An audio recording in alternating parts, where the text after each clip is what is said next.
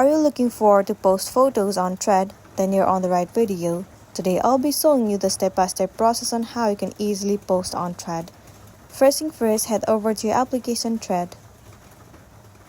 Enter your login credentials and make sure that you are logged in into your specific account.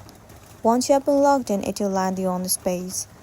Now, in order for you to post photo, click on this plus icon. Once the page loads, click on this gallery icon. It will open up a gallery. From your photos, select any of the picture that you want to post on Thread. Once selected, tap on Add.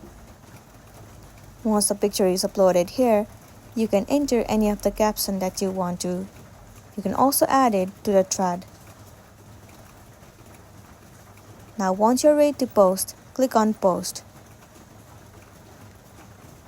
Tap on View if you want to view the post.